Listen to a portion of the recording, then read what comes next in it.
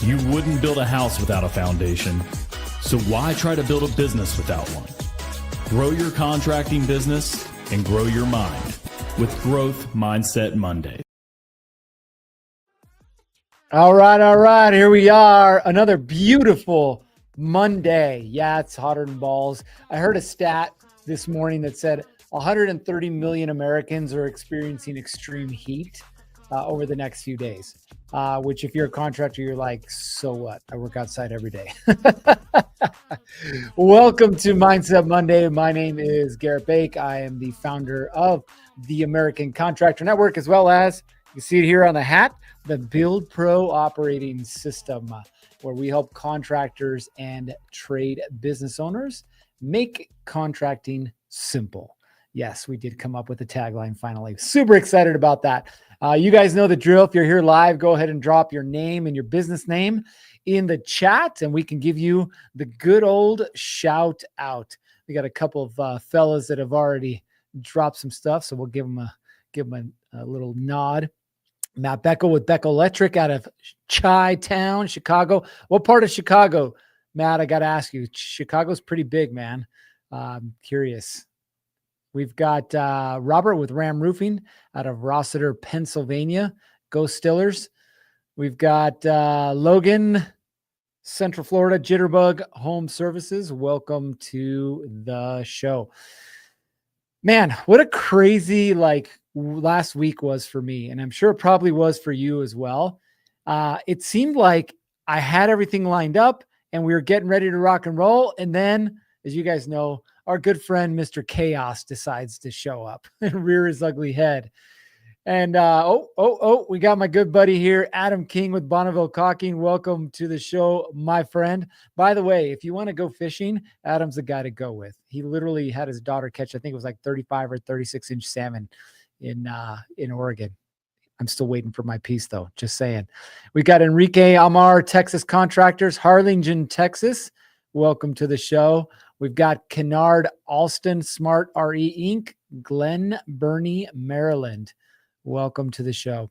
But it was a little bit of a chaotic mess, right? And the funny thing is, I'll just share it all with you, right? And then I'll get to the end of this. So we started the week with a very clear plan. We're going to get HVAC done. We're going to get plumbing done. And we're going to get our garage done. Now, what am I talking about? I'm talking about actually some personal projects. My daughter, bless her soul, she's like, hey, Dad, I know I just got married in April, but life's hard. Can we move back in?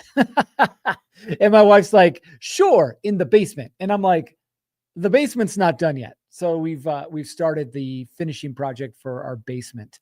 We'll have a fully functioning kitchen, a living room, a bedroom, and a fully functioning bathroom, shower, toilet, sink, everything. It's going to be pretty nice. But we've had to make some changes, right? Anyway, so the HVAC company came and gave us a bid. We're like, cool, we like your bid. When can you get started? They show up. Unfortunately, they sent the apprentice thinking that it was going to be a very simple job, which on paper, of course it is. But when he left, my wife calls me and says, hey, I think something's wrong. And I was like, well, what's wrong? And she took me took a picture of the return. The problem was that he put the return behind where the cabinets are going to be, which is not a good idea, right? So we're going to have to get that redone. We got electrical starting today, right? We're still working on the final details for plumbing. Like, there's just so much happening, but it never happens exactly the way it's supposed to, does it? Right? I'll give you another example. We're working on for our commercial construction management company, we're working on a project in Park City right now, and framing was supposed to be done a week and a half ago, according to the project timeline. But as you all know, nothing goes according to the project timeline, right? So we've gone back and forth. One of the original issues that we had was, according to the plans, we were supposed to frame out the ceiling on the third floor with a 2x4, right? Super simple, nothing crazy, just turn and burn. Except for the fact that the fire suppression system, when it was put in 5 inches below where the trusses were, which meant that if we framed out according to plans, these things were going to stick out, and they're just a long metal pipe, right?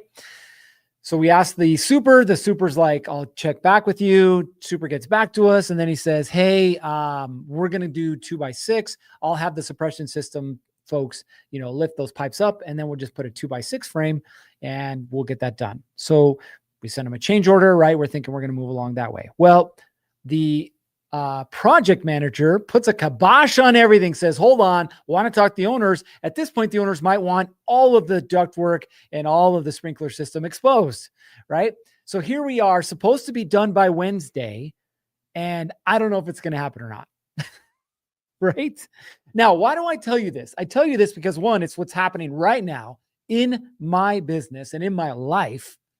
But two, because you're probably chuckling because in some way, shape, or form, something like this has affected you in your business, right?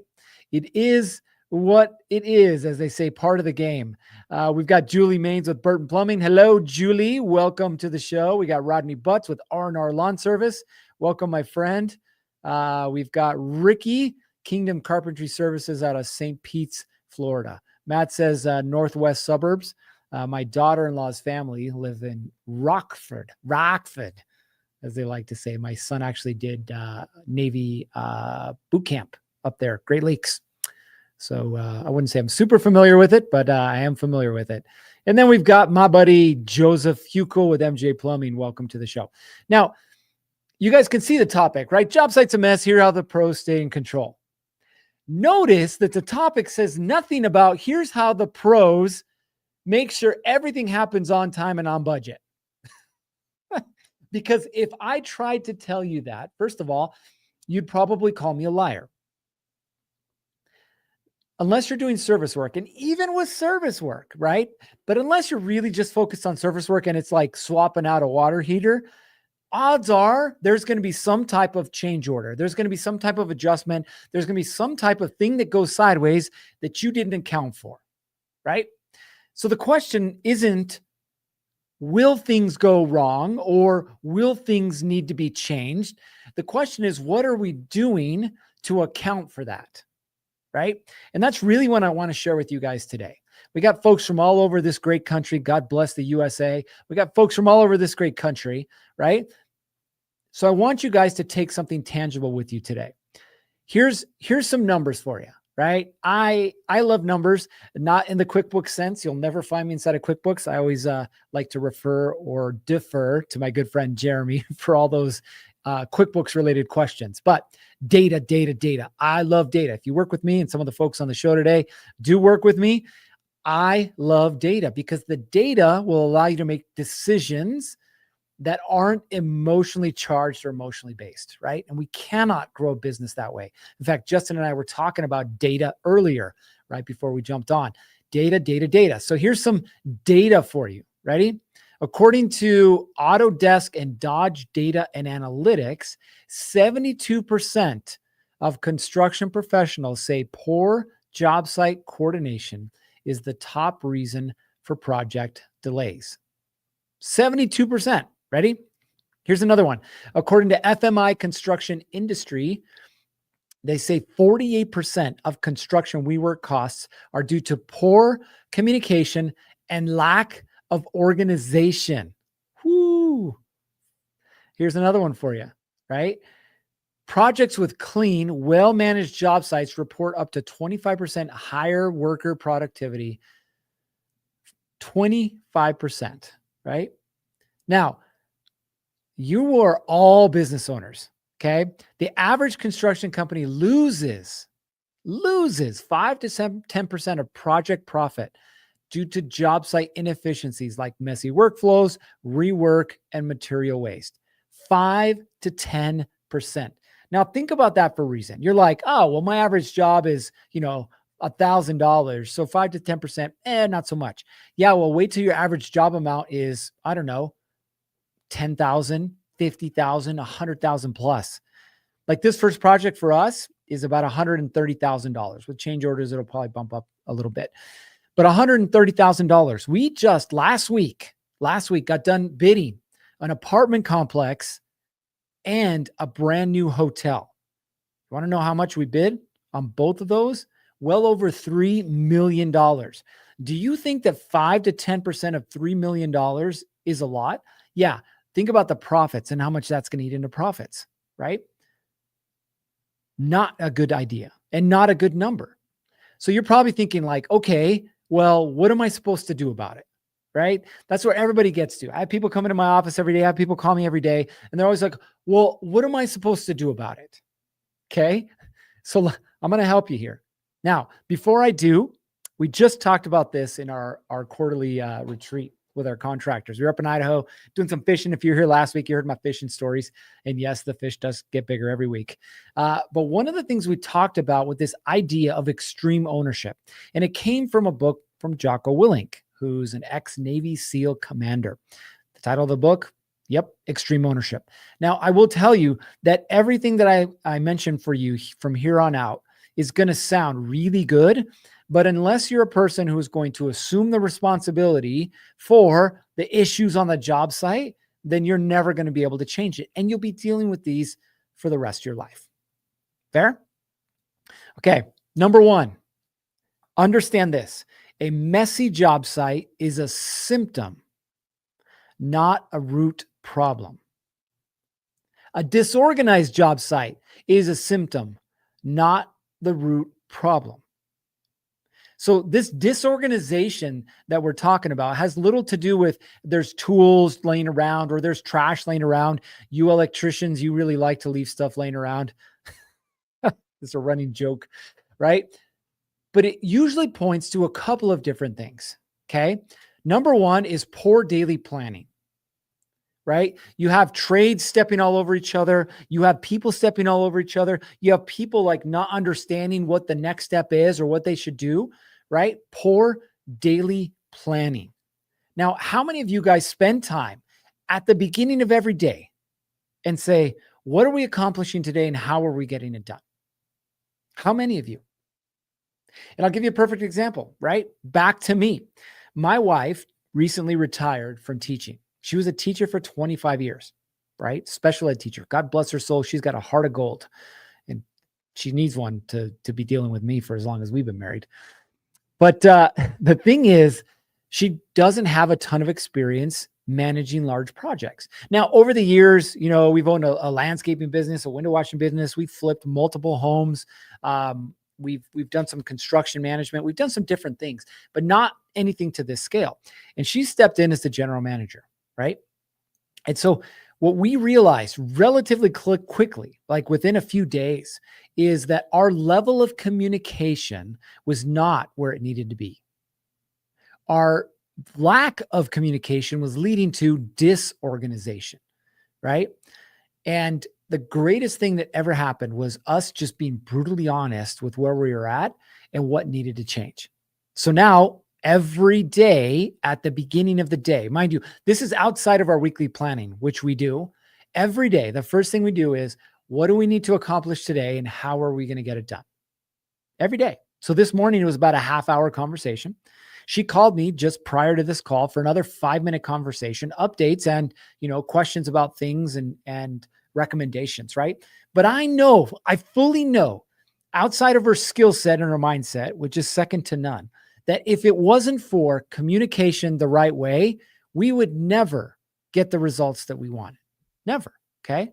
So we plan every single day. What needs to get done? How are we getting it done? Who's involved in that process? Okay. The second thing, lack of clear roles and responsibilities. Now, I get it when you're starting. One day you're wearing the marketing hat. The next afternoon, you've got the job site manager hat, the superintendent hat. Then at night, you're putting on the finance hat because you're sending out your bills and whatnot. Like, I get it. Okay. You're going to have to get to a point, though, sooner rather than later, where you understand that you need clear roles and responsibilities. And it's not just for everyone around you, it's for you as well. The third thing, and this is what I love to pride myself on, and frankly, most people lack, and that is accountability, right?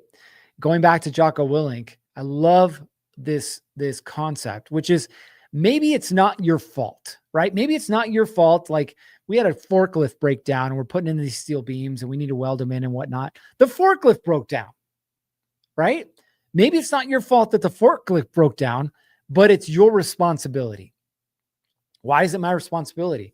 Because the framer who was using the forklift didn't tell me on Friday that the forklift broke down. So then I'm looking for an update on what's happening. And now there's going to be a delay that I could have known 3 days ago and instead I know today, right? Now, could I blame him for lack of communication? Sure. But that doesn't solve the problem. And at the end of the day, if I don't control the problem, I don't control the solution, right? So it's my responsibility. His fault, my responsibility. Does this make sense? Got a late check-in here from good old Daniel Kappen. Late check-in, Noble Custom Glass, and Mirror View for Georgia. Playing it back later. Welcome, my friend. So these are the three biggest things, right? Poor daily planning, lack of clear roles and responsibilities, no accountability system in place. Next thing. At some point, hopefully in the near future, you're going to understand that you are not a trade business owner. You are not a contractor or a remodeler. You, my friend, are a business owner, right? This last week, I was in Nebraska on Thursday visiting with a new client, remodeling client in Lincoln, Nebraska, which, by the way, if you ever fly in there, you're going to fly in on a small plane, 12 rows, not a lot of seats, right? Really small. And yeah, it's a quaint little airport, 6 gates. But we're sitting there and I'm talking with Max, right? And we're talking about the growth of his business. Now he's doing well into 7 figures, but he's stuck like most people are, right? Wearing all the hats. And what I talked about with him was there's 3 phases that you'll go through as a business owner. The first one is I'm just a craftsman, right? Like, I'm really good at framing. I'm really good at drywall. I'm really good at, running project, whatever the thing is, like your trade, that's your thing, right? You're really good at it. The next phase is you're really good at managing, right? And what does a manager do? Well, they take resources, and it includes people and includes money and includes material, right? They take those resources and they tell people what to do, right? They distribute those resources, right? Actively involved. And I said, the third phase that you'll move to is that of a business owner, right? The mindset behind being a business owner is different from the mindset of being a craftsman, just worried about whether the 2x4s are straight, right? Or the wires were put together correctly, right? Or in my case, your return was put where it needed to be, right? You're going to move from that craftsman phase to a manager. Now I got some people and I'm trying to tell people what to do and direct and money and materials and all that good stuff, right? This is where the juggling the plates comes into play. But you're going to have to transition to that of a business owner. Now, I'm not saying that you're going to go hire a bunch of people tomorrow, take off that tool belt and throw it away, right? You're still going to be playing some different roles. In other words, some days you're strapping on that tool belt and you're a craftsman. Some days you're going to be a manager, right? Either a project manager or super, whatever it is. Some days you're going to play that role too, right? But what I want you to know is you have to slowly transition to that role of a business owner, right? What you think about and how you think about things is completely different. Meaning, if your job site looks like chaos, your business probably does too. Meaning, if you're a business owner, you're a professional, you don't just show up and figure it out. You figured it out ahead of time, right? You got to get these things set up ahead of time. So some of the things that you can implement. The first one, I talked about it already, a morning huddle. The second thing, job specific checklists. It sounds pretty simple, right? You and I both like to assume that people should know what to do, right? I'm a plumber and I got a journeyman and he should know how to plumb that bathroom, right? We assume. You know the old saying with assuming, though, makes an ass out of you and me, right? We can't assume. So simple checklists. I get it. You like to think that people know. So do I. But what I've learned is it's not that they don't know, it's they're just not at the level that we're at. So give them a checklist, right? Bring them up to your level. The last thing, end of day, right? I love end of day recaps. All of my team, my entire team knows end of the day, send me a recap. What happened? What worked? What didn't work? What do you need help with tomorrow? Why? Because it allows me to know exactly where we're at and exactly what needs to happen next. So listen, there's a lot of things that go into running a job successfully, but I will tell you that there's only two phases. There's what we're doing to prepare for it and what we're doing during it. The more you do to prepare for it, the smoother the job will go, right? And preparation, by the way, is everything from a contract that includes change orders, terms for change orders. It includes communication for, any arbitration. If you file liens or pre-liens, like all that stuff is preparing things to function the right way. I'm telling you right now, right? Making sure you have the right materials instead of just showing up, taking a quick tally, and then wasting time by running to Home Depot to grab what you need, right? Only to come back and then go back because you forgot something, right? The saying is prior proper planning prevents piss poor performance. It's an old military term. I love it. My dad used it. I used it, right? But it's so true. So number one and most important for you guys is planning. Do I have the right manpower? Do I have the right material? Do I have the right schedule, right? Do I have the right processes in place ahead of time? And then the second piece, running your jobs. Sometimes you're going to break into concrete or tear into a wall and you're like, uh-oh, I didn't plan for that one because you didn't know it was there. You didn't think it was coming. Cool. So what are you going to do to adjust and modify? I always recommend take a step back and say, okay, as a business owner, what do I need to do next? I need to notify the owner. I need to call the super, whatever the next thing is, right? And I'm always a solution-oriented guy. So just like with these trusses on this job, I said, hey, look, here's the problem, but here's 3 potential answers for you. 1, we just frame it out and leave it exposed. 2, we box it in. 3, we move it, get a bigger 2x6 instead of a 2x4, and then cover it all up. Which one do you want? Right? Solution focused. You have to be solution focused as a business owner. So listen, of all the things that we talked about today, all I want you to do is take one thing and go apply it to your business. Is it better preparation? Okay, cool. Pick something specific. Hey, I'm going to have a meeting with my team every single day, a little morning huddle, right? Is it running your jobs? Hey, what's our process for when things go sideways? Do all my guys need to know? Don't say yes to the homeowner when they're like, hey, would you mind putting an extra outlet over here, right? What does that need to look like? Maybe it's a checklist to make sure they do it right the first time. Whatever it is, go and implement it. Progress is one day and one thing at a time. You want to lose weight? Cool. It ain't going to happen overnight. One day, one thing at a time. Running a business is no different. All right, we got one question here, and I'm going to bring Justin on to the show. We got Ricardo asking, what's the update with Contractor Plus? Woo, I'm so excited. Justin, we'll bring him on and have him share it with us. All right, Justin, we were just having this conversation. What is going on with the update V2 to Contractor Plus? Yeah, man, a lot of big things happening. We have a brand new website going live. We have opened up Estimatic to our beta group. We have a dozen or so users who are beta testing currently. We're going to open it up to another 50 maybe, and then maybe we'll open it up to 100 before we take it live. Launch date is still set for August. Beta testing is going really well. We're seeing a lot of awesome feedback come in on the AI generated estimates.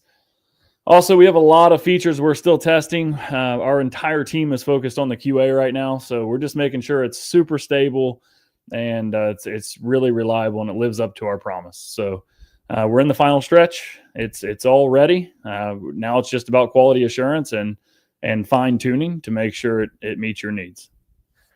Ricardo says, put me on that beta testing. I'll tell you what I'll do. I prepared it on Friday, didn't get it out. I will finalize it today and send it out to everyone. So you'll be getting an email today. If you're interested in getting on the beta group, we'll go through that. And then based on the criteria, we'll let the next round of users in. So you'll be getting an email today. We also have a beta list that we sent out like 6 months ago. So those guys, we went through that list to let the first dozen or so in, but we'll send out another email today and then we'll take it from there. Beautiful, beautiful. And I know Ricardo's excited. I'm excited. There's a lot of folks excited about this. Listen, you guys are going to see a lot of stuff. Oh, looky here. Looky here. We got another one too. Justin wants to be on there. I love it. You guys will get an email. We'll get it out to you guys. But Justin and I are working a lot behind the scenes. This is the not sexy part, like as you guys know, of running a business, right? It's a lot of integration, a lot of automation, a lot of putting pieces together, putting teams together and whatnot. But D2 of Contractor Plus is going to be amazing. We're getting ready to launch Build Pro, our online community for contractors, leveraging our Build Pro operating system. You guys are welcome to join us inside of there. We have our VIP list going, but pretty soon you're going to see us a little more integrated, right? So whether it is the front end of running your business or the back end, you're going to have the solutions that you need to make sure that you're successful. Yeah, I'd like to chime in on that too. So, there's always, systems and processes. And I think Contractor Plus is the software component of that. That's where the things are actually done. And then some things are tracked, like Garrett currently uses another platform. What's the name of the platform you use? For 90.io. Yeah, 90.io. So, which is great for keeping track of your win metrics and KPIs. Of course, Contractor Plus helps you with a lot of that too. But I think, what Garrett does is what the Build Pro team is doing is giving you the SOPs. They're giving you the proven SOPs that are used from contractors that scale from $1 million to, $50+ million. It's doable, and there's no reason to reinvent the wheel, but it does require both. It requires the operating system, the software component, and the SOP. So I think they go hand in hand, and I'm looking forward to getting Build Pro more integrated with the entire Contractor Plus platform. Yeah, it's going to be fun. I have one more question here, and I think it's a pretty good one. Daniel says, any thoughts or input for AI agents for simple office tasks? So to answer your question, we have three AIs that are going live with V2. So the first is Estimatic, and that's AI estimates. That taps into your line item templates. That taps in. So if you have your cost book added, it's going to use your cost information. It also has access to live local material pricing from Lowe's and ABC Supply and Ace Hardware and Menards we're adding. So there's quite a few. We have the ABC integration going live as well. So live local, it's actually going to pull your pricing. And then it also has access to a labor rate index. It's a localized labor rate index for 25+ industry verticals. So if you're an electrician in Chicago, Illinois, it's going to know exactly how much you should price your base labor rate in Chicago, Illinois. It's a zip code radius search. So really accurate. It's not like anything else you've seen where it's just going to completely synthesize these numbers, just pull them out of thin air. It's very accurate, and it gives you a very good starting point. It can also recommend good, better, best options, upsells, things that, a lot of times people don't realize this, but your customer asks for something specific. So as contractors, we're typically inclined, especially for the sake of time, just to give them a very specific bid with what they asked on. But the data suggests if we offer them options, our bid win rate's going to increase. Our conversion rate's going to go up because our competitors aren't doing that. And not only will our bid win rate go up, but so will our average ticket per job. So when you combine options with financing, it's a dangerous mix. I mean, it's very, very powerful. So V2 includes good, better, best options. It also includes add-ons and upsells. So that's the one thing is the estimating AI. So it's going to save you a ton of time and help you increase your bid win rate. Second is Big Chief. Big Chief is a phone attendant. It can answer your text messages. It can answer your phone calls. It can answer them after hours. It can answer them all the time. You can put it at any layer in your IVR. So you can say if they press 1 to go to sales, then it can go to a lead capture and qualification agent, which will then input the lead, create an opportunity on your Kanban. It'll do all of that automatically. So you never miss a phone call. You never miss an opportunity, period. So that's an add-on to our phone system. We're calling it Contractor Plus Voice. So with V2, it is your business phone system. You can buy numbers, you can port in numbers, you can assign numbers to groups or to individual team members. We also have automated call recording. So after every call gets recorded, gets stored in the customer's timeline with the transcription, with the AI summarization, with AI sentiment analysis, and it's all searchable. So now if you want to try to remember something a customer said, you can search for it and pull it up. And it's date and timestamp. So every point of communication, if you also new with V2, if you send a customer an email and they respond, you get their response. Also in V2, we're introducing property profiles. Every single property will have its own email address. So you can carbon copy that email outside. Same for jobs and properties. You can CC that secret address outside of Contractor Plus, and we'll grab the email and map it in the timeline view. So you have it's your central communications hub.